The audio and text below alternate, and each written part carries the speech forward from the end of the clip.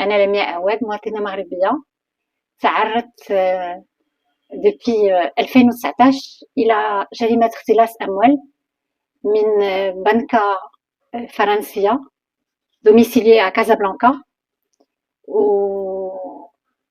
واستعملت جميع مساطر في المحكمة التجارية. ما خديتش حقي إلى اليوم الآن، ومن بعد التزمت إلى النيابة العامة ودرت شكاية، والآن ما خديتش حقي. وكنتكلم على مبلغ كبير.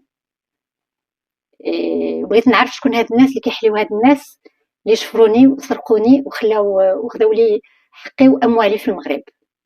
هذا ماشي حق. مازال الان jusqu'à aujourd'hui je n'ai eu aucun rang.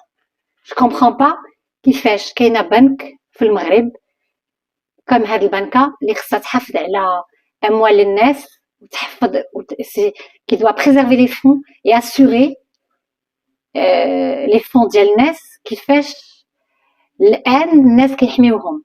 حتى واحد ما تعتقل والان ما خديت حتى شي مبلغ. انا خوتي المغاربه ما كنهضرش على مبلغ صغير، كنهضر على مبلغ ديال مليار وكثر. ومن 2019 باش اختلست هاد البنكه الفلوس والان مازال ما خديتوش. هذا ماشي حق.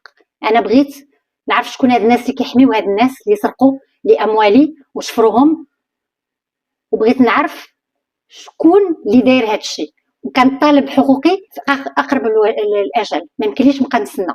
سالينا كل حاجه عندها النهايه ديالها.